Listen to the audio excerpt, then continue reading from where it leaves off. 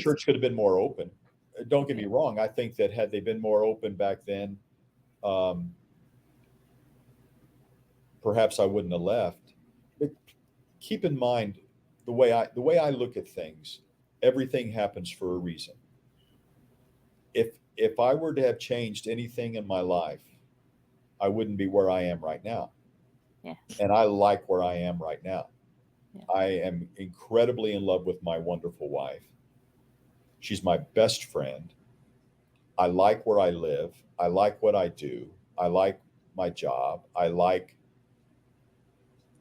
the things that I have. And you change anything, I'm not where I am right now. And Mm-hmm. I think everything happens for a reason. There have been millions of people that have seen or heard my story, and it's helped a lot of people. Mm-hmm. So maybe that was the plan all along. I It don't could know. be. I'm not going to second guess God, but you got to go. That may be everything happened that way for a reason.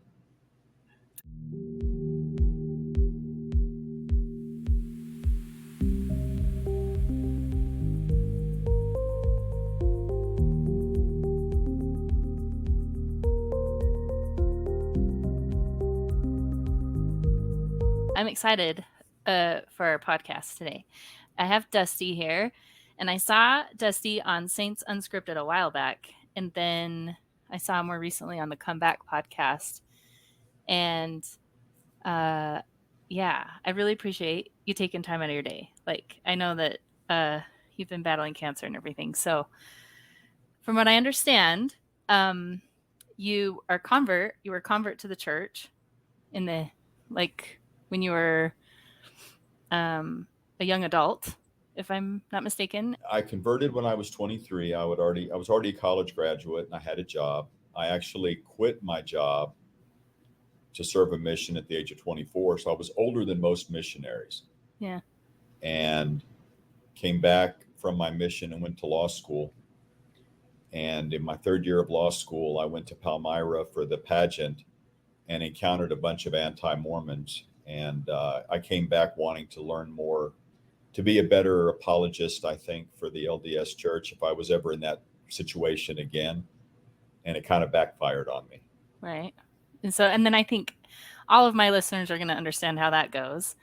And then you were active on a lot of internet boards. I don't know, different, kind of like Reddit, but before Reddit, I guess. Well, actually, there were chat boards that Yahoo did and Microsoft did back in the day, and I joined LDS boards to fight with people, Okay. to tell them how wrong they were and to argue with them.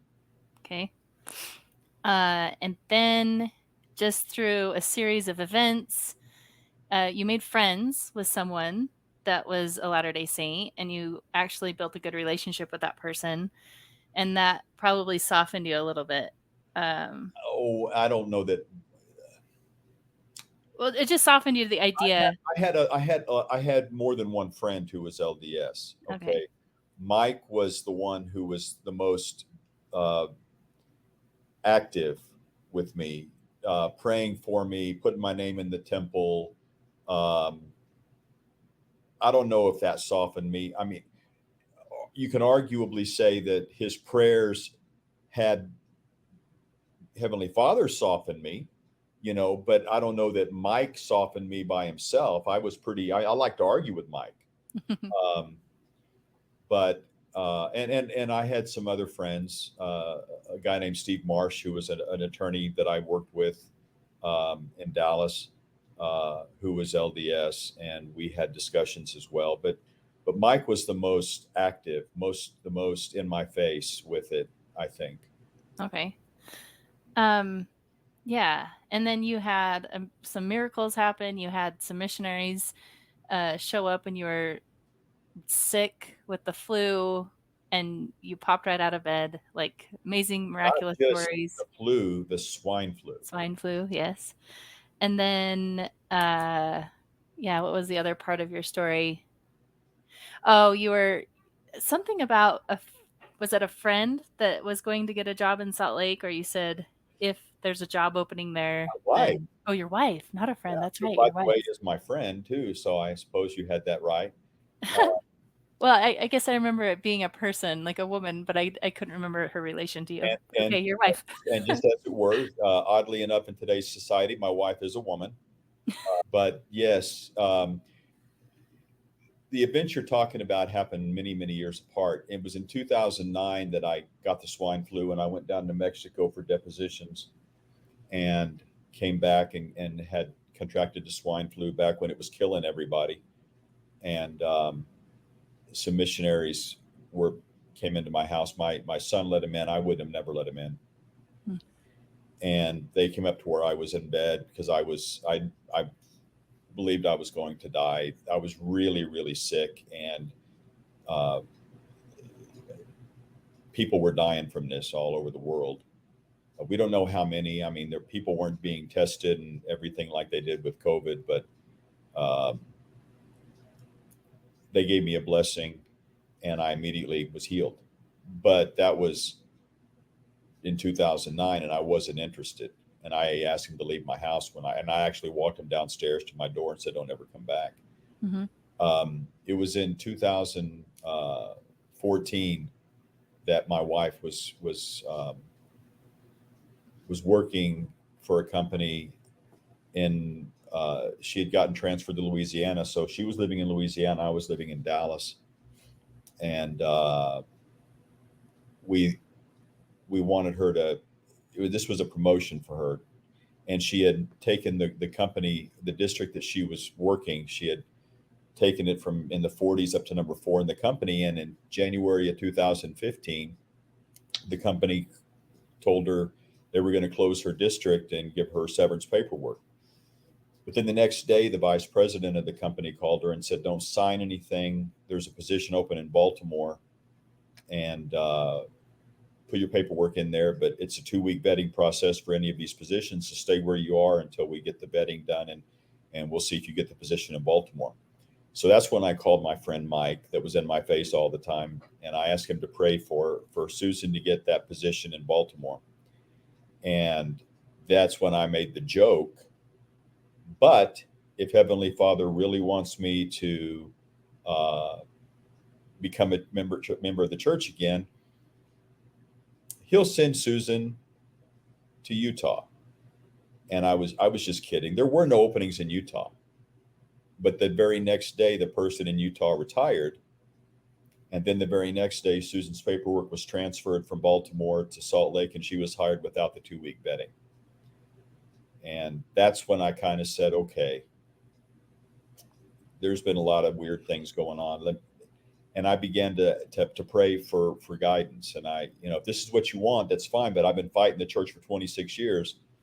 And I've been asking questions for 26 years that nobody's been able to answer. And that's when things started happening in my life to bring me back to the church. Okay. And I will make sure I link. I just rewatched your Saints Unscripted video, and you go through that like in more detail. So if people want more detail about kind of that story, I will make sure I put a link. But I had some questions if you can fill in some blanks from that interview. Like, what were your beliefs growing up? Like, what led you? Does it? So yeah, when you grew up, the home you grew up in, what were you taught to believe as a child? Well, my dad left when I was 5. Okay. Uh, my mom, I lived really close. Well, we lived in Austin, um, really close to my grandparents, my mom's parents. And so we spent a lot of time with my grandparents. And so I like to say that my grandparents helped raise me in my young years. And my mother was Lutheran, and my grandfather was Catholic, and my grandmother was Baptist. Oh well. So yeah, I went to, you know, all three. And pretty Pretty confused. regularly, or was it Yeah. just here and there? Yes. No. Now, it was regularly Lutheran. It was often to either the Catholic or the Baptist church. Um, and uh, when I would stay with my great grandmother in summers and Christmas vacations, I went to Baptist church with her. She was, the kind of Baptist that went every Sunday morning, every Sunday night, and every Wednesday evening. Mm-hmm. So I was pretty confused, but I never doubted the fact there was a God. I mean, I was never. I grew up with that thought, but I just didn't understand why there were so many different uh, traditions and practices between the three churches if you all use the same book. Mm-hmm. I grew up with wondering about that. That didn't make any sense to me. And so, how were you first introduced to the church? Was it missionaries? No, my mother had been to Salt Lake on business. She worked for the Veterans Administration and had come up to the Salt Lake VA from Austin, and somebody had given her a Book of Mormon that she then, when she got back to Austin, put on the bookshelf in my old bedroom. And I was home one day when I was 23, and I was going to wash clothes because, like I say, washing clothes was free. Um, and I wanted to read a Louis L'Amour Western while I was washing my clothes. And I was up in my bookshelf looking for a Louis L'Amour, quick read, and the Book of Mormon fell off. And I sat down to read it, and I had never seen it before. Sat down to read it, opened it up, and began reading, and became very curious. Went to the phone book, looked it up, and I talk in my firesides about how I had no idea who to call. It's easy to find parishes and churches, but in the LDS church, it was ward or stake, and I had no idea which one to call. Hmm. But it was lunchtime, and I was hungry, so I picked the stake to call. And the stake president happened to be there during lunch that day. Said he wasn't typically there, but he'd forgotten some paperwork on Sunday, and he happened to be there when I called. And I talked with him and ended up meeting with the missionaries. Okay, that's cool.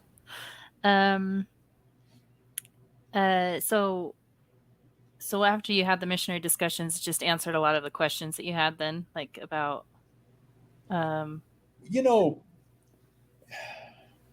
For me, when I heard the missionary discussions and I read the Book of Mormon, it was a great comfort to me. And when you're Protestant or Catholic, you grow up thinking that that Jesus was just in the Middle East, and that was it. But certain verses that you read kind of jump out at you, like what did he mean when he says, "I have other flocks that are not of other sheep not of this flock that I must teach," and you wonder who he's talking about, and you wonder why wasn't anybody else important, just people in the Middle East. And there was a great comfort when I first heard the discussions and heard that Jesus came to the Americas as well, and that really it intrigued me and comforted me, and I liked it a lot. Yeah, that's cool. So tell me more about your wife. So she was not on the same page as you initially, but then later on, I know that you said that she did get baptized. So yeah, how did that look right when you kind of had your epiphany that you should come back to the church? I married my wife in 2010, so this was after I had been anti for many years. When these things started happening, I came back to the church, and of course I discussed it with her. She's my best friend. Mm-hmm. And Susan was raised in a very devout Southern Baptist family. And she said, I will go with you to church. I'll go to functions with you. I'll support whatever you want to do, but I'll never ever join. I mean, I just won't do it. And she was very supportive of me, and she did go to church with me, and we did have a lot of discussions. That's pretty unique for a Southern Baptist to be like open to that, right? Is there? I don't like to generalize like that. My grandmother, who was Baptist, was very devout Southern Baptist, never missed church. Mm-hmm. And her words to me were, I don't care where you go to church as long as you're going to church. Susan's mother, very devout Baptist. I mean, just dyed in the wool Baptist. When I told her that I had gotten baptized, she said, I don't care. I know you love the Lord. When you're here, you go to church with me. I know you love the Lord, so I don't care where you go. So I think that I think you can generalize and say that most Southern Baptists would not have anything to do with what I did. But everybody's different, and you're going to find people in every church that are good, and some that are bad, or some that are stuck in their old ways, and some that are not very tolerant, and some that are very tolerant. I don't want to put labels on anybody or any group.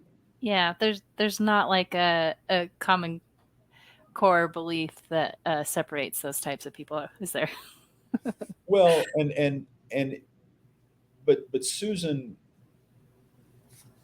loves me. Mm-hmm. Why would she not support what I do? And I supported her not being a member. I mean, it was not.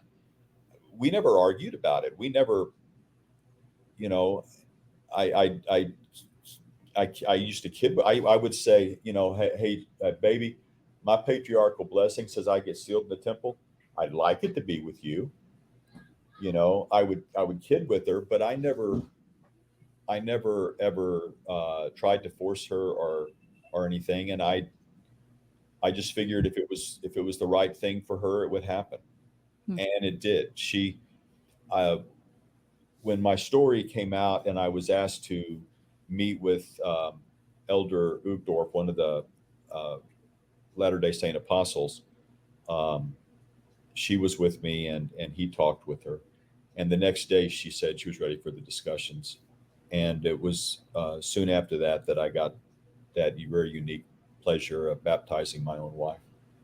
That's cool. So you've kind of gone through a varying belief here. So if you were to like look back, like, and ask yourself when you first joined the church, like, how confident are you that the church is true? Like, what would have that previous self, like, what would have you said, like, right the first time that you joined the church? When I joined the church the first time, keep in mind, I was not raised in the church. Right. So I had no real strong background. And I was only one in my family who was a member. Mm-hmm. So I had no real support. I believed it enough to quit my job and go serve a mission for a year and a half and not make any money. Back then, missions were 18 months. I believed I was right. I would not have done something that I didn't believe. I believed I was right. And looking back, I understand why I believed it. But there was never a doubt in my mind when I joined or when I quit my job to go serve a mission. So, like, yeah, your confidence level was pretty high then.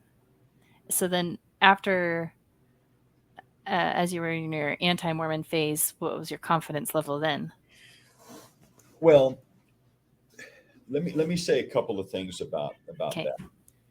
So several things. Number one, back in '89, the church was not very open. if you had questions, they didn't have any answers. They would just say, don't ask questions, just have faith. Now, the church is much more open now. I mean, you can read books like Rough Stone Rolling and things like that to see the church is pretty open now.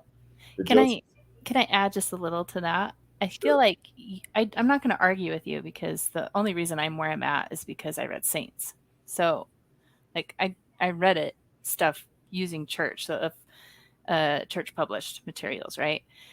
But that sentiment, that kind of spirit of not wanting to talk about it, it still seemed alive within the people that I had resources to ask. Like, I didn't dare ask those questions still, if that makes sense. Well, any church, I mean, you want secrecy, talk to the Catholics, but any church is probably going to have things they don't want to talk about in public. And there's still things that the church, I think, when you're regarding the temple and things like that, that we're pretty secretive about, Sure. quiet about, because it's sacred to us. Mm-hmm. But we're a lot more open now than we were in '89. I mean, in '89, you wouldn't have a book called Rough Stone Rolling that's out there. Yeah, and I think that's totally fair. Yeah. Okay. So number one, I was a law school student being told don't ask questions. Mm-hmm. Well, number one, if you have, for me back at the age of 29 in law school, if you don't want to answer my questions, you're hiding something. Add to that the fact that for 3 years in law school, I worked a full-time job, which not many people do when they go to law school full-time. Hmm. So I went to law school full-time, had a full-time job, spent 2 hours a day driving to and from school or work, had to study, had a wife who didn't speak English, so I did all the grocery shopping and everything, all the doctor's visits, had one baby born during exam week of my first semester and one baby born during the exam week of my last semester. Okay. I literally lived for 3.5 years on about 3 hours of sleep a night. Hmm. I was not physically, emotionally, or spiritually prepared for that spiritual battle that I had when I came back from Palmyra. Hmm. And Can I ask you about time frame? Like, when is it? And I had no family support. Okay. So, from the time that you encountered the stuff that you didn't know about in Palmyra, and then from the time that you stopped practicing, how long was that? Was it really fast for you? About 3 months, 2 to Yeah. 3 months. Okay, so it's pretty quick. So I wasn't prepared for the spiritual battle that I underwent, and I had no real family support. So you take any of those factors out of it. If I hadn't been so mentally and emotionally exhausted after 3 years of law school, if I had family that was, or if I'd had a strong background in the church, or if they had answered questions back then, any of those things may have prevented me from leaving the church.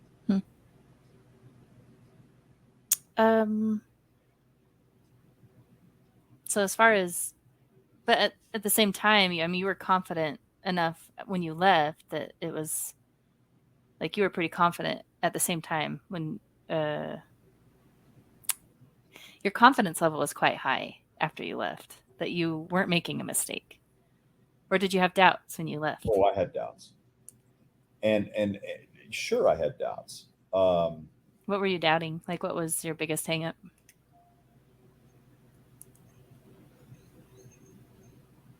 What if it was really true and I was giving it all up? What if I'm committing, what if I'm really screwing? And I will tell you this too. For the next 26 years that I fought the church, I constantly felt a pull to come back to the church.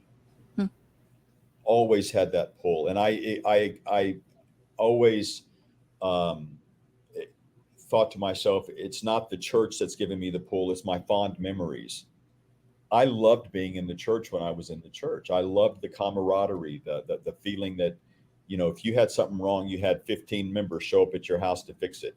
I mean, it was, I loved that feeling of belonging, and I loved, and I truly loved my mission. I mean, I just loved being a missionary. And even when I hated the church at my most hateful moments, if you'd asked me my favorite time in my life, I would have said my time as a missionary. Um, so I constantly felt the pull. I just believed that it wasn't the church pulling me back; it was my memories pulling me back. But for 26 years, I felt the pull. Yeah, it sounds like you weren't a true anti-Mormon then. Just kidding. Well, It's a total joke. if you talk to some of the people that hated my guts, I would tell you that they probably thought I was a true anti-Mormon. Um, No, it's sometimes when someone leaves, they get that thrown at them. Oh, you didn't have a true testimony, you didn't have a real testimony, or whatever. And so I was just being. well, there's always the what you always hear, that people can leave the church but can't leave it alone. Yeah. And I fell into that. I couldn't leave it alone. I wanted to hurt it as best, and I felt deceived. And when I left the church, I felt like they had deceived me. But again, for 26 years, there was always that slight, sometimes more than others, that pull to come back. Hmm. Um, but when I prayed about it, I never felt like I should come back. Who knows? Maybe the Lord's timing wasn't there yet. Yeah. So like, so during this whole time, you still felt like you had a relationship with God then? You're still Oh praying? yeah, look, there's Were you going to a different church? Or did you try other churches? um, when I left the LDS church, I was more or less non-denominational. When I was in the Army, I had, and overseas, they call it overseas, but I was in Panama and Honduras. Um, I attended non-denominational churches. When I came back to the States, I attended a Baptist church for a little while and then became Catholic. And was Catholic for a long time and loved the Catholic Church, loved it. I don't have any negative thing to say about the Catholic. I did not leave the Catholic Church because I was disenchanted with it. I left the Catholic Church because I think the LDS Church is the one that I need to attend. I think it's the true church, the one with the authority. I'm not saying the church is perfect. There's a lot of warts. Don't get me wrong. Mm-hmm. Trust me, I used the warts for 26 years against people, but I still think it's the true church. I think it's the one that has the authority. Yeah, I'd say the biggest one I've been intrigued with is the Catholic Church, but it's kind of hard living in Utah and church shopping. It's like if you're interested in going to church, it seems obvious which one to go to just because it has the bigger community, and it's the Catholic Church is amazing. I loved the Gregorian chants. I loved the sacredness of being just in church and the quiet and the tradition of it, the just incredible tradition that goes back hundreds of years, a couple thousand years. And I really liked that. So when I say I left the Catholic Church to become a member of this church again, there was no animus.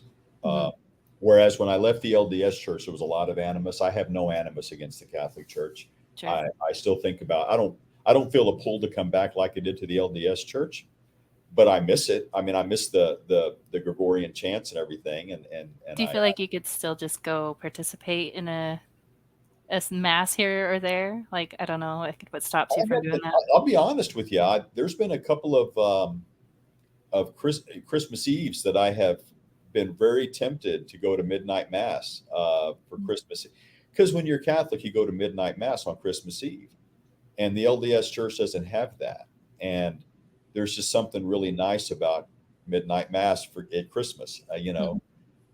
There's something really intriguing about Holy Week in the Catholic Church. Okay. And so, yeah, oh gosh, I would, if I had a friend who's Catholic and said, come to mass with me next week, I'd say, okay. I'm not going to come back to being a Catholic again. I'm where I want to be, where I feel like I need to be. But that doesn't mean I don't have really fond memories of being Catholic and Right. and missing that certain things about the Catholic Church. Yeah. So how or why you maintained your belief in God, and that's just it's not as common. I just No, there's a lot of people who give up on God when they leave the LDS Church So why do you think you fell out of that box? What because did I believe you God exists. do you think it's because you had that foundation before you even joined the church? Well, I grew up with the foundation, but look, I'm an attorney. I've been an attorney a long time. I like to question things. I like to find reasons for things. Mhm. I grew up with the foundation that God exists, but I've come to the conclusion on my own that God exists. I don't think I can't imagine that this is accidental. That we're all accidental. That we have the abilities that we have, and it's accidental. Mhm. Um, I can't buy it, and I can't find anything that makes me think that there's no God.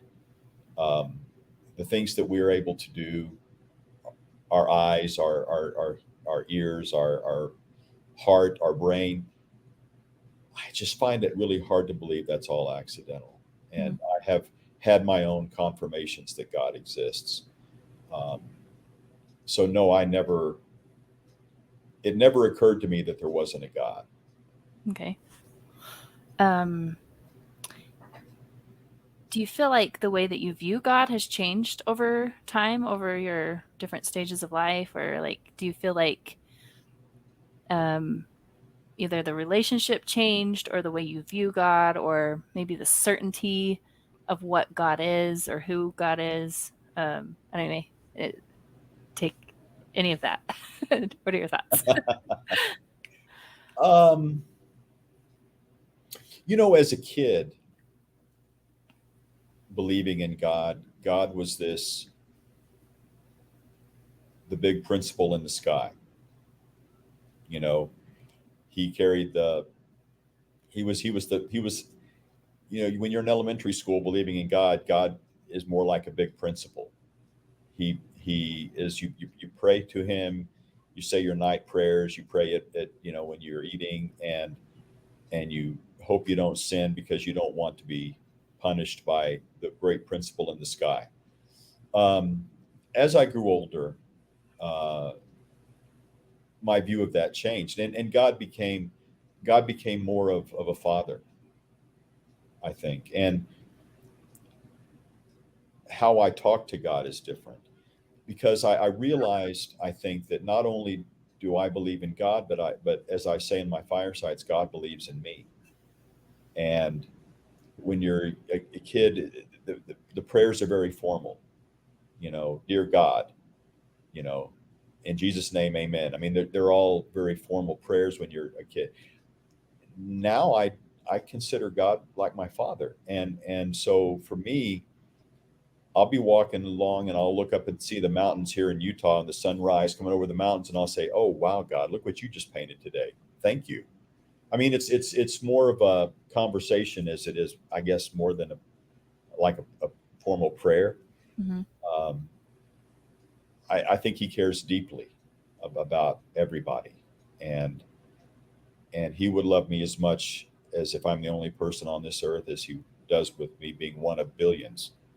Um, so Yeah. yeah, I think I've become more attuned to the fact that I can talk to God and God listens, as opposed to talking to God and hoping He hears. Okay. So, during your phase where you were practicing Catholic, did you still have that kind of relationship with God? Or was it a little different without? Because what you just described sounds very Latter-day Saint to me. So, I'm There curious are if it's there were or certain if it's different. things. There were certain Latter Saint beliefs that I think that I kept with me in my Catholic years, and I think there are some certain Catholic things with me that I kept with me coming back to the LDS Church. My relationship with God is a lot different now than it was as a Catholic, not because of anything that I learned or anything, but just because of the miracles that have happened to bring me to where I am today, made me just acutely aware of how much God cares for each of us. And it's more personal than God is more personal to me now than he was when I was Catholic. And that's not because I didn't believe as a Catholic. It's because experiences since then have changed how I react, I think. Okay. I'm curious, the Catholic stuff that you've kept with you.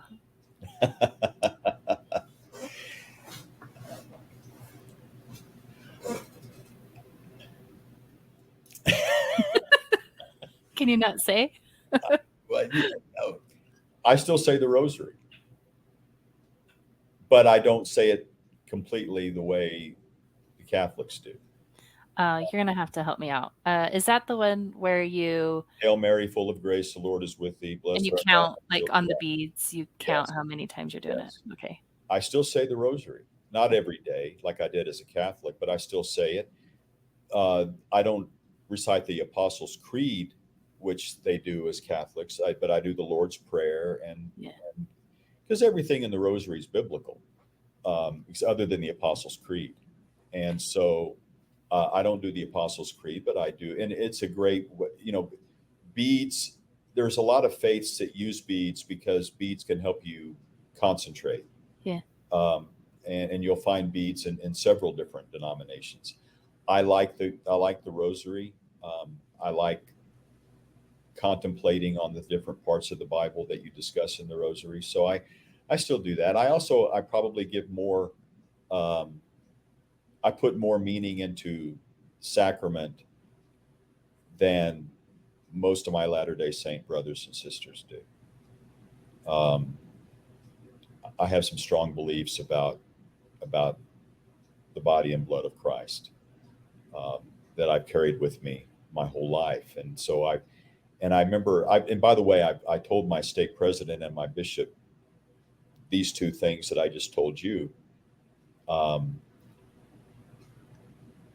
and my stake president, or maybe it was my bishop, I can't remember now, smiled at me, and he said, "I don't think anybody's going to be angry that you put more meaning into the sacrament than we, you know, um, just don't put less meaning into the sacrament."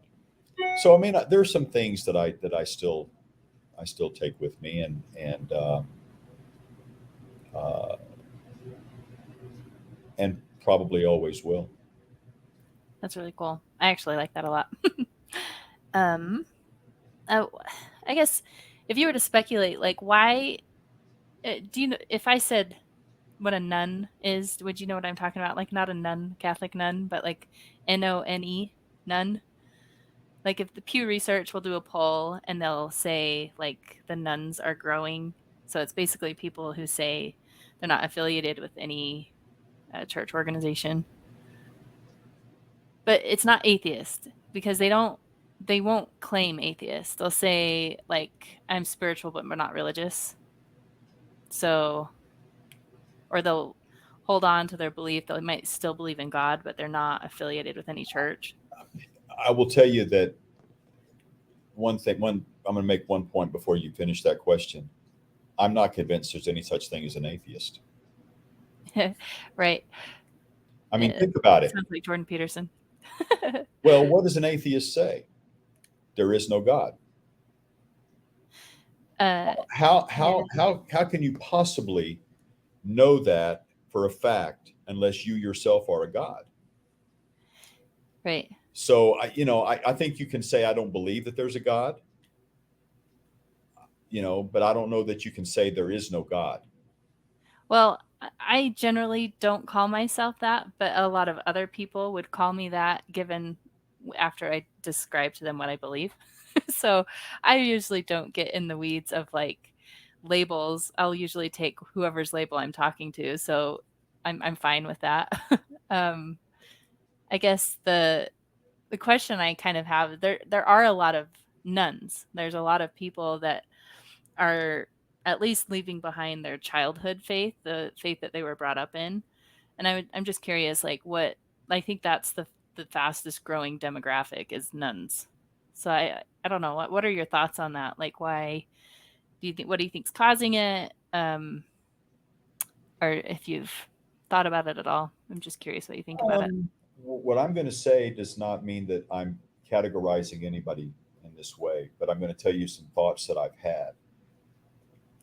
Number one, it's hard to be a believer. It's hard. It's hard to be a member of the LDS Church. It's hard to be Catholic.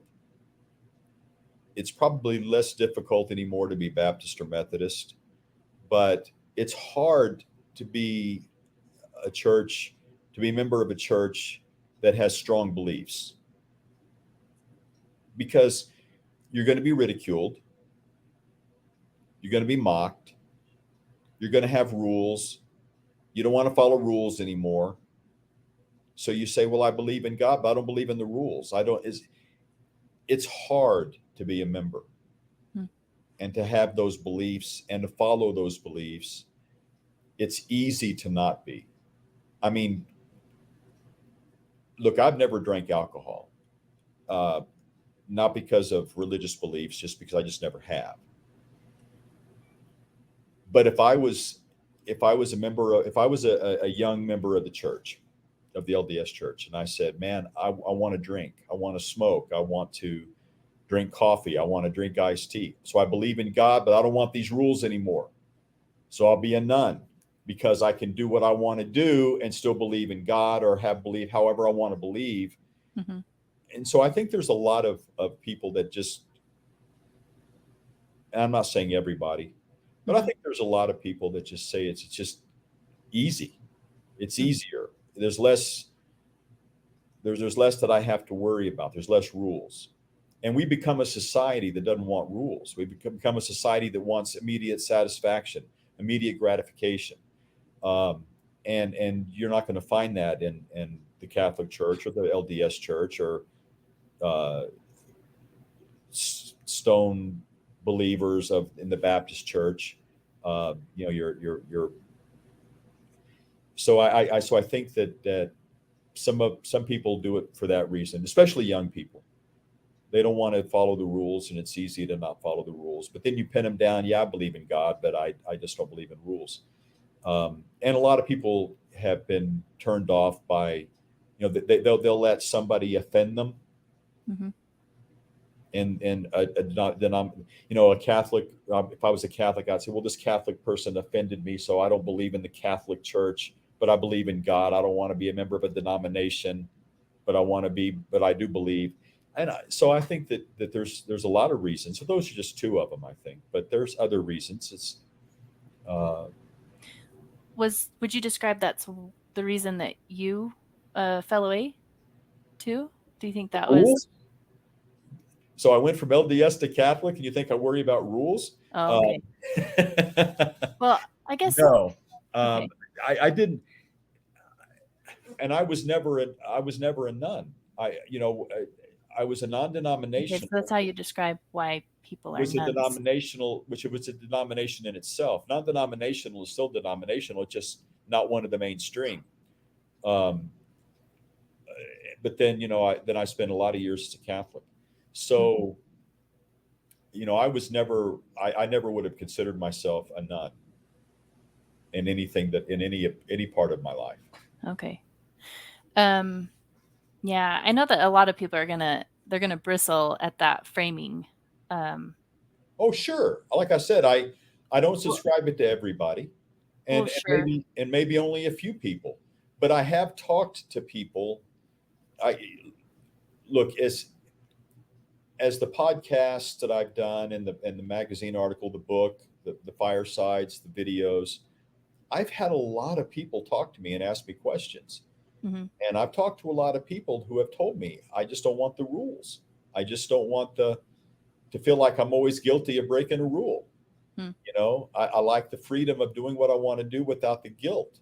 And there's a lot of, there's a lot of people in the denominations who will guilt you. Yeah. So I'm not saying it's for everybody, but I have talked to enough people in the last several years that I believe there's a few of them that fall in the categories that I just mentioned. Yeah. Well, I guess one of the thoughts I had is like, certainly you're not following rules of other religions that you don't believe in or you don't participate in. Like, I don't know. Give me a rule. well, I guess you have been though with the some of Well, the Catholic look, stuff. if if if No, if no. I'm just saying. I'm if just I saying. follow the LDS Church and the rules that they have, Uh-huh. tell me a rule that I'm not following in another church. I'm going to church every Sunday. I'm I'm reading the scriptures. I'm praying. Um, those are pretty much the rules of the Catholic Church and the Baptist Church and the Methodist Church and the Lutheran Church. I mean, if you're following the because if you're following the rules of the church, Mm-hmm. then you like to think you're following the rules that Scripture lays out. Mm-hmm. Won't those be the rules of almost every church that is a Trinity church or a Jesus church? Not obviously not the I'm not talking about Jews or Muslims, but um, people that believe in God and Jesus as His Son. They're going to pretty much follow the same rules if they're following the rules of the Scriptures. Hmm. Yeah. I'm trying to decide how to word it though, because I guess I feel like my willingness to participate was not at all. Um, it's like I hoped that it was true, and then when I was being honest with myself, I was like, I don't think it's true. And then once you don't think it's true, it doesn't make sense to do some of the things. And some of the things still do make sense, and so you try to do them in other ways.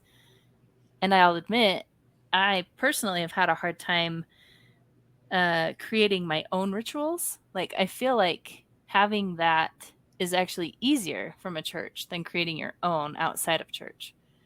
It's Well, actually easier to take a church and its doctrine and act it out in your life than it is to go try to create your own. Like, I think that's actually one of the benefits of church, is that it's easier to get those benefits than it is on your own. yeah, and the thing with church, whatever denomination you're in, is there's a sense of community. I mean, there's a sense of And you're doing support. it with other people. When I left the LDS Church back in '89, I didn't. There were certain things that I no longer did that they prescribed. For example, I drank iced tea. Never been a coffee drinker, never been a smoker or an alcohol drinker, but I started drinking iced tea. But does that mean that I didn't follow? I mean, but I still read the scriptures every day, and I still prayed, and I still tried to follow the commandments and the teachings of Christ because I still believed. I just wasn't a member of the church. So I still followed the rules. Hmm. There wasn't a whole lot I had to change to come back to the church because I never started a lot of that stuff up because I never was a smoker, never was a drinker. Hmm. Yeah. Well, I guess let's move on to do you feel like we kind of touched on this a little bit earlier? You were saying the culture of the church was not really conducive to asking questions. Like, and you do feel like it's getting better I do. now. Is it as good as it needs to be, or could it be better? Like, what do you wish you would see in like culture of the church as far as that goes? Hadn't really thought about it. Um, I, I think that the church is slowly but surely becoming more open, and it's maybe taking it too long. Um, but I look at books like the Joseph Smith Papers and um, Rough Stone Rolling and books like that, and some of the things that the church puts out, and I think that they're really trying to be more open. Um, Does that mean that they're where they need to be? Probably not. But who am I to judge? You know, I, I like where they're headed, and I like the fact that they are more open. Um, Do you see anything in the church culture that's focused on that you feel like they could let go of a little bit? I'm thinking of like obedience. I'm trying to think. There are certain things that for my personality didn't lead me to like learning things on my own, I guess. Like I know that, and maybe I'm kind of a jerk for even bringing this up, because out of one side of my mouth I'm going to say that, and then out of the other side of my mouth I'm going to admit that I had lessons that talked about gaining your own testimony, and like all of that was still happening at the same time.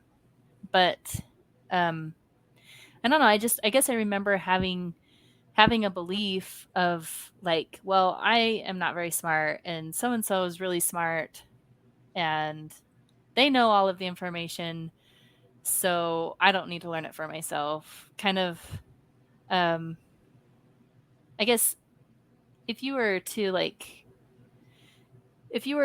encourage my previous self, would you say, yeah, that's okay to act like that?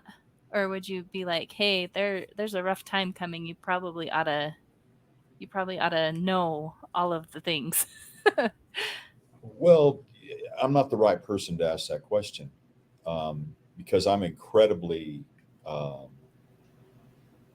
like that. I want to know. I want to read. I want to study. I want to know. And so, from the standpoint of I'm like that, I would tell you that. I would say there ought to be curiosity, and you ought to. I mean, I've been curious since I was a kid. I wanted to know, and so I would tell you, your younger self, not just about this, but about everything.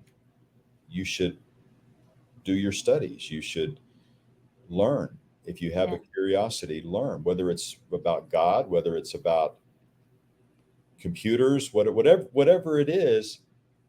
Don't depend on somebody else to learn it for you. I mean, I 100% agree with you. And even my previous self felt like I could do that up to a point. Like, I felt like I was almost sinning if I was looking too far. You know what I mean? Yeah, it felt like a sin to be too curious. And I don't Well, but feel think that about anymore. this. It was that kind of curiosity that led Joseph Smith to do his thing.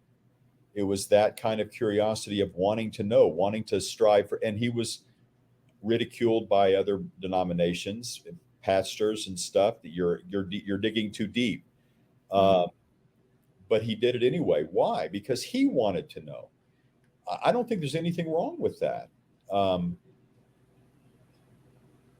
Do you think that spirit of curiosity is still, do you still see that happening in from the pulpit today? Like, so this is the way what you just described totally cracked open, and I saw that. I saw that when my collapse of belief happened and I was trying to learn stuff. I was like, holy cow, that's exactly what Joseph Smith was doing. He was going through exactly what I feel like I'm going through.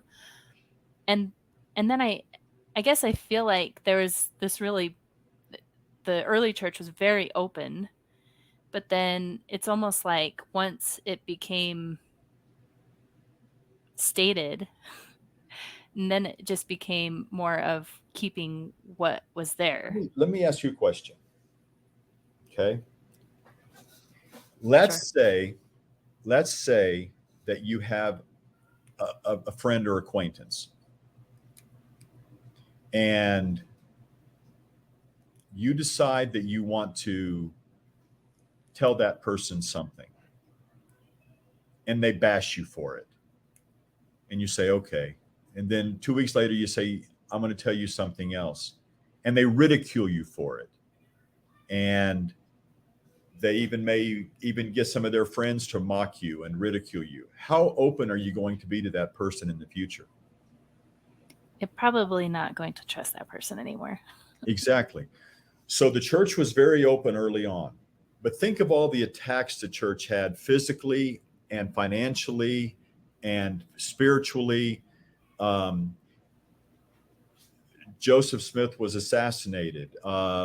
They were shoved from place to place to place, burned out. There was an extermination order in the state of Missouri that lasted until just a few years ago. I mean, at some point, I can understand why the church said, we're not going to answer any more questions. Just don't ask questions. Just have faith. They circled the wagons and they said, we're not going to subject ourselves to this anymore. And so I can understand that mentality. It affected me in '89. That mentality affected me. I left the church. But I think that as they have opened up, I think that they're doing it little by little, seeing, and because they're cautious. But yeah, I still see that curiosity from the pulpit. I still hear people saying, get your own testimony, study, read, ask questions. And trust me when I tell you, I get questions all the time. Emails and messages and phone calls and stuff where people are asking me questions of about this or about that. And, I do the best I can to answer, but I tell them I'm not your bishop, but I'll do the best I can to see if I can answer some of your questions. It's kind of hard. When I had my collapse of belief, I went to my bishop, and the thing is, I knew he couldn't answer him. Like, I knew he couldn't resolve my issues. There's a crisis of faith and questioning history or doctrine are two different things. Yeah. If you have a crisis of faith, there's probably nobody around that can help you with that. It's something you got to work through on your own. Right. Like I say, I call it a collapse of belief. And the reason I do that is because I feel like I do have faith. It means something different. To me, faith before was kind of like holding on to what I thought I knew and like with all my might. And now faith is what I think is actually intended for the meaning of that word, which is I'm really not certain about things, but I'm going to act in faith that like the direction I'm going is the right direction. So it's a little different to me now. At least the focus of it is. You said you still maintained relationships with people that were still Latter-day Saints? When I left the church? Yeah. No. Just I met people along the way that were members of the church. Oh, okay. How did you maintain those relationships with them, do you think? Where you had so much, I don't know, you kind of had some animosity toward. Oh, listen, when I left the church, I hated the church. Yeah. And right after I left the church at the end. Well, I sent my letter to have my name taken off the records in November of '89. In early '90, I think, is when I got my letter saying that I've been excommunicated. Just a few months later, I left that area and went into the Army and left everybody behind. So there were no friends that I didn't maintain ties with anybody when I left. I didn't have to see them. So there was never any opportunity to maintain any ties with anybody. Yeah. Now I met people along the way that were LDS and some that I would consider friends, like Steve Marsh in Dallas. I think he lives in Salt Lake now, actually, but he was an attorney in Dallas, and we were on opposing sides of most cases, and we were friends, and we had long discussions. And then Mike, of course, who was my friend, put my name in the temple every week for 20 years. But I didn't maintain friendships with anybody. I didn't maintain anything when I left the church. What motivated you to criticize the church? Like looking back, like, do you feel like did you feel directed by God, or No. were you Oh gosh. misguided? Like how? God is not the author of contention. No, Okay. no, gosh, no. I was not directed by God to be anti. Um, Anger. I felt betrayed. I mean, I gave up so much to become a member of the church Yeah. and to serve a mission. I gave up. I get a lot of my family and friends turned their backs on me when I left, when I joined the church. Mm-hmm. I quit a job to be a missionary, which no, most missionaries do it during college.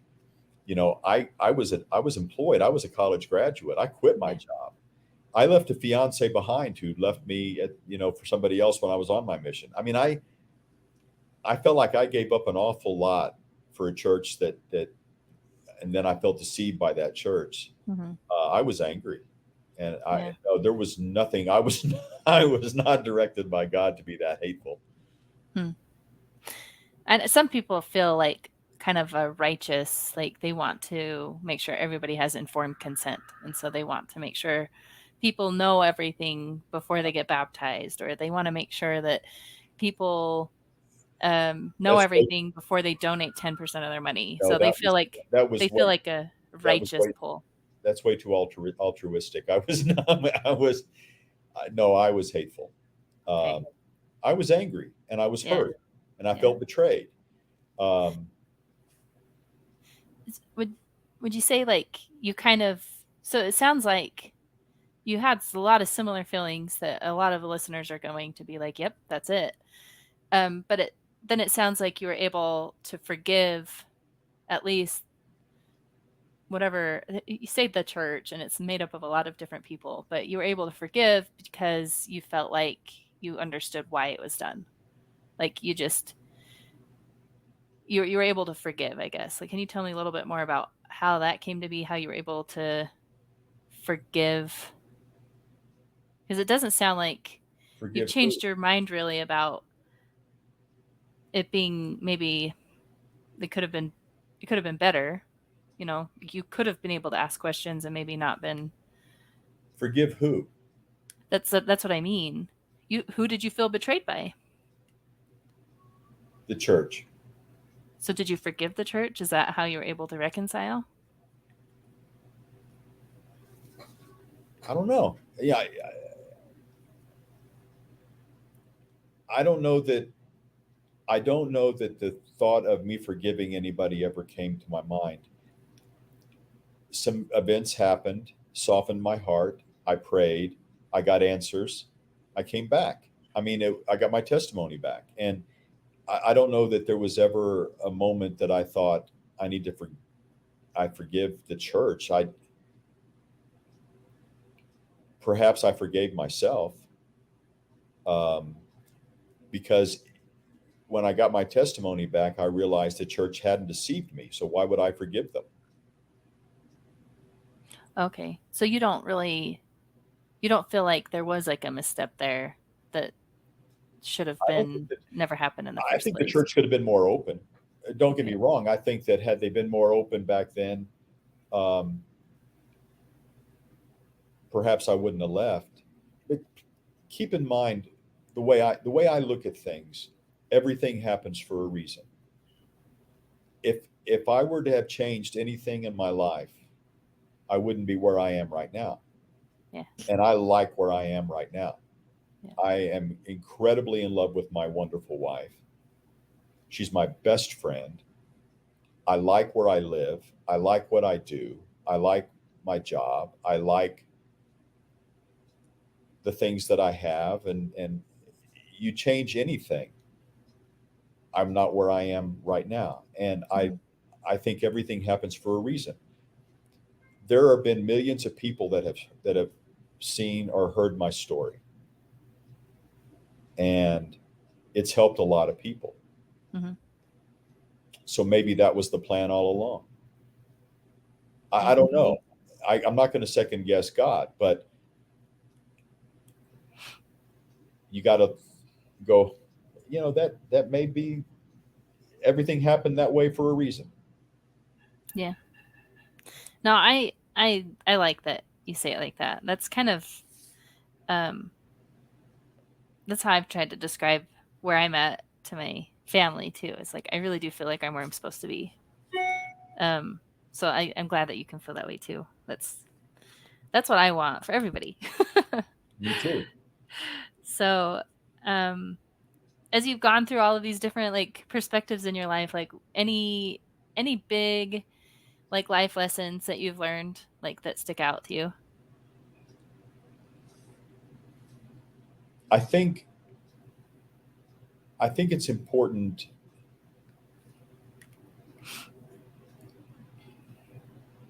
to be able to forgive yourself. I think we're really hard on ourselves, and I also think that it's important to doubt your doubts before you doubt your faith. I also think it's important to give more credibility to what you know and less credibility to what you don't know, um, and patience and faith. Uh, you touched on faith and what it means to you. Faith means to me that I put my confidence in Heavenly Father and that He knows what's best for me.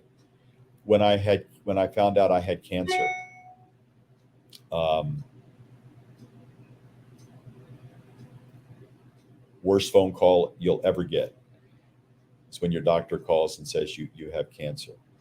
Um, I never prayed to be healed. Not once did I say, "Please, Heavenly Father, heal me." I prayed. I would say, "Heavenly Father, I know you have the power to heal, but Your will be done. Whatever, if my time here on this earth is done, so be it. I'm happy. I've lived a really good life. You have the power to heal me, but Your will be done."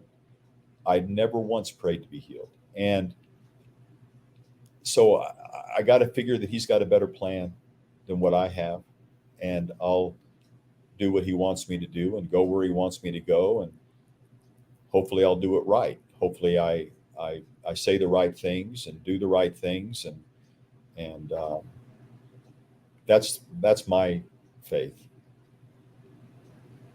Yeah. Um, I've kind of come to the conclusion that um, I'm perfectly. There's a lot of people like you that go through the weeds of church history and end up, still being a practicing Latter Day Saint. Whether they have a 26-year break or not. um, but I don't think you end up with the same belief. I think it's like it's like a refiner's fire, and there's a lot of chaff that's burned away. At least that's what it is. Like, would you agree with that to a certain extent? I don't know. I did not have a lot of years before Hmm. you know, all the weeds that I uncovered in my 26 years didn't have anything to go up against because I'd only had 6 years as a member and I hadn't learned very much in 6 years. Hmm. And so there's not really a refiner's fire. For me, it's you're never going to find the perfect church because it's run by imperfect people. Every church is. Yeah. So you look for the church that you believe has the right authority, the keys, as it were, Hmm. uh, the fullness of the gospel, as it were. And I believe that I'm there. Does that mean that I ignore the weeds? No, I know they're there, but I also know that you're never going to find perfection on this earth.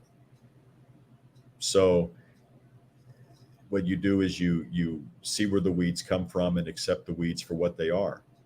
And sometimes there's explanations for them, and sometimes there's not. And I don't care. I've learned in my 26 years and in my years since then, uh, 8 years since then, that it's okay. It's okay not to know everything. It's okay not to understand everything. So, do you feel like your belief now is it's pretty much the same then? Like you just did a continuation then, like you just took a break as far as your testimony goes, and then you got your testimony back, and then it was just continue. So you didn't feel like there was a change or anything?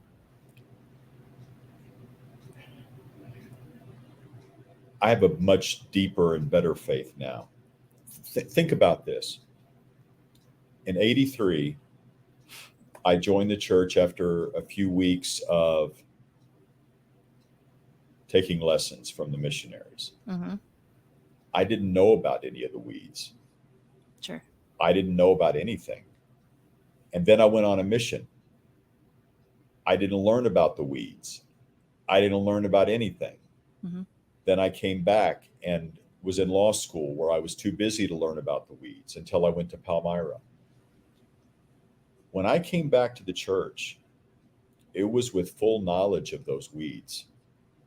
I had been using those weeds against members for 26 years. Right. So there was no surprise for me. There was no, oh no, what about this? I know the weeds. I've seen the warts. I believe anyway. Well, I guess the thing I'm trying to get at a little bit is I think a lot of times people think that without knowing about some of the criticisms, they can still just, for example, I feel like one of the things, if you engage with members online or something like that, where they are aware of more of the issues than like maybe the average member, they'll say to you something like, well, of course we know that prophets are not infallible. And it's like, well, yeah, but I knew that before, but you really can't know it at the same level without knowing some of the church history. Like once you learn the church history, then you understand what that phrase, prophets are not infallible. Like Well, then you know what it really means. Do you see what I'm saying? There's yeah, some but information. I don't get wrapped around the axle about the prophets. I mean, think about this. One of the mistakes that and maybe you're not doing this, maybe you are, but what I see a lot is people using their 2023 moral goggles to judge the conduct and things people said back in the 1800s, Mm-hmm. or using their 2023 moral goggles to judge people, how people acted and what they did back 2,000 years ago. Mm-hmm. And I think that's a huge mistake because culture, I mean, just look at how much culture's changed in this country in the last 5 years. Mm-hmm. You know, you can't even use your 2023 moral goggles and judge people 2 years ago. It's true. People get old tweets dug up and then they get canceled. It's true. Exactly. So prophets said and did things back in the 1800s that I don't agree with now, but in their culture it was fine. And what they were using what they knew back then. We have great 2020 backward vision. But we know things now that they did not know then. And so I'm not going to judge what people did and said back in the 1800s. So what the prophets said and did back then doesn't really affect me now. Yeah. Okay. So that doesn't seem to apply. That's interesting. I would say that like, do you consider yourself to have like a nuanced belief, or do you feel like it's a pretty traditional belief? If I say nuanced, do you know what I'm saying? Sure, but I don't know what you mean because I don't know what a traditional belief is. I was a member for 6 years. Nuanced. I left for 6 and I came back 8 years ago with the belief that I have. I don't know what a traditional belief is. Yeah. I know what my belief is. Yeah. Do you feel like there's any belief? I think in some ways my belief is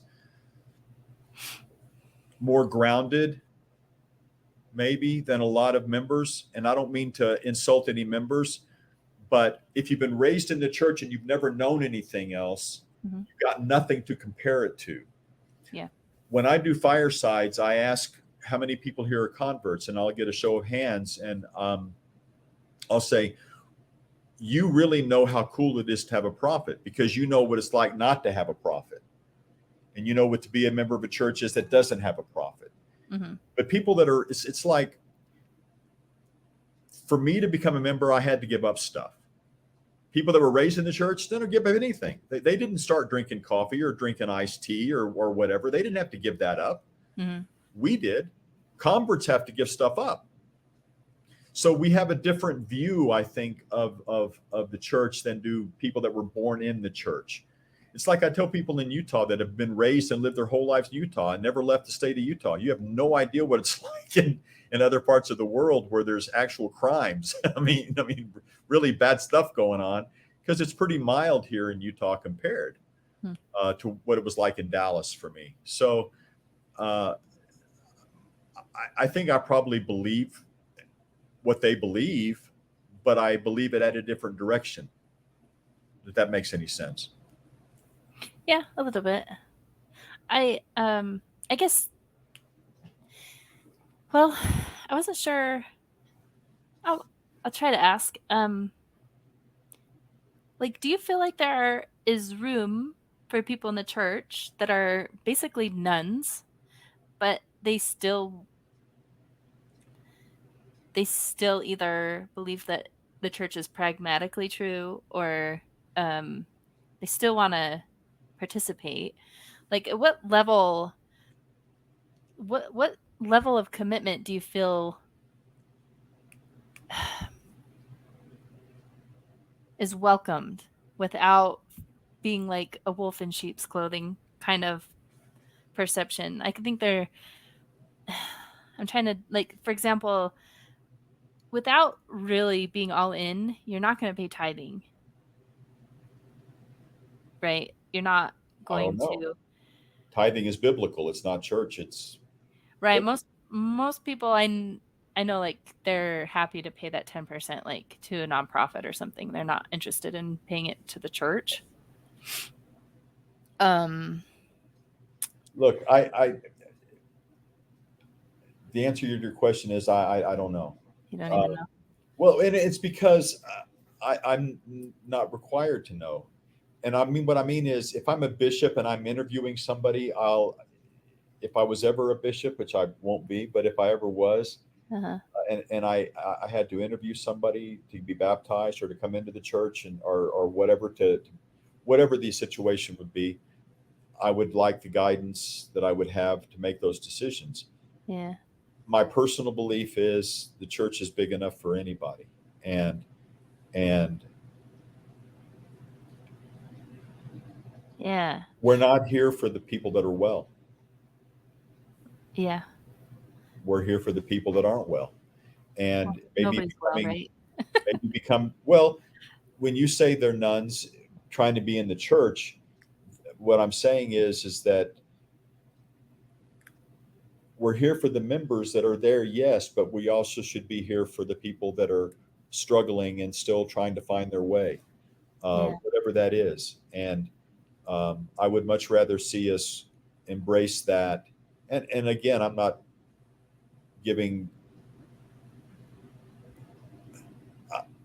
speaking for the church when I say this, but I think that we should embrace and try to help those people until they say that if they walk away, it's their choice, not our choice saying you're not good enough for us.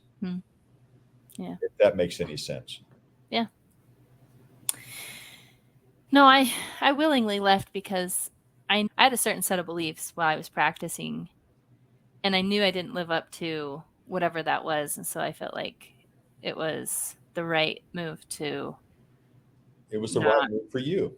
Yeah. When I left, it was the right move for me. Yeah. And ultimately, you have to answer for your own conduct, and nobody else has to answer for your conduct. Right. And it is what it is. I will say this, though. I guess the reason I say that is because it bothers me. I don't believe that I know what's best for the church, and it bothers me a little bit when people try to change the church from within and say, okay, I don't have a literal belief of this anymore. Nobody should. And so I'm going to go in there and try to say people shouldn't believe this literally anymore. Well, like, that's what I guess that's personally why I kind of separated myself, because I realized that my like fundamental beliefs had changed. Like they aren't the same. And it's kind of those fundamental beliefs that unite the church as a body of a church. That's like what the body is. If you want to be LDS, be LDS, but be LDS. It's like Yeah. I say about Catholics. When I was Catholic, I used to say this. If you want to be Catholic, Yeah. but be Catholic. Yeah. Don't be Catholic and then say you're for abortion, because the Yeah. Catholic Church is against abortion. Right. You don't be a cafeteria Catholic. I'll take a little bit of this, a little bit of this, a little bit of this, but I won't take that. I won't take that. If that's how you are, then don't be Catholic. Be something else. Be whatever you want to be, but don't. But if you're going to be something, be something. So, what do you think? There's obviously some room on the edges for disagreement, like where you do kind of pick and choose. Like there's like maybe a more central belief that defines the Latter-day Saint, right? And then you kind of have some outside beliefs that are less important. You might have an idea of something, but it would be something that you could, two Latter-day Saints could have a discussion about and be like, well, I think it's this and I think it's this. And there's not a church answer for certain things. And we have discussed. I have a couple of friends that are members of the church that we have those kind of discussions a lot. Yeah. But Yeah. I'm talking about core doctrinal beliefs. So that's okay. So we're on the same page. I was just kind of curious. What a core doctrinal belief, and you don't want to believe that, then that's fine. You're not forced to, but then don't be, if you're going to be something, be it. Yeah. Don't be, That's why I felt like partly it. And see, then that's why I felt like I couldn't. Yeah, I know what you mean. That's why I felt like I shouldn't participate anymore. It's because those core beliefs, those ones that they ask you for the temple recommend question and the baptismal ones, I couldn't answer them anymore. And so that is actually why I left. It wasn't because I didn't want to do the rules, right? It's because those core beliefs, I realized they don't represent what I believe anymore. Well, and like I said, my whole comment about rules and stuff didn't apply to everybody. Sure. Like I said, it applies to certain people that I've spoken with. But I also think there are people like you that just say, I don't believe anymore. Yeah. And look, and I'm being honest with myself. Back in the old days, and maybe even somewhat now, well, if you leave the church, it's because you committed some great sin. And I was so angered by that, even with other people. Just because someone leaves the church doesn't mean they're leaving because they committed sin. Sometimes you just stop believing. Well, like I did, I just stopped believing. Yeah. And if you can't believe, then you shouldn't be a part. Right. But that's with anything. I mean, if I can't keep my vows in my marriage, I should not be in my marriage. I shouldn't stay in my marriage and lie about it. Mm-hmm. Okay, last question, and then I'll give you some final words if you want. Poof, the church doesn't exist anymore. Where would you go? Actually, I think I already know the answer, but I'll let you answer. If the LDS church went away tomorrow, yeah, Catholic. Yeah, that's what I thought. Huh? You knew that. Yeah. I thought it was a more interesting question. There's a lot of my questions that I kind of had to skip over because they just didn't make any sense anymore. But no, I enjoyed talking to you. But yeah, any final words? Look, I've enjoyed talking with you. I've enjoyed the discussion, and all I can tell you is I know the church is true. I know that not everybody does. I know that Joseph was a prophet. I know that not everybody does. But I do. And I'm not some fly-by-night guy who bends with the wind.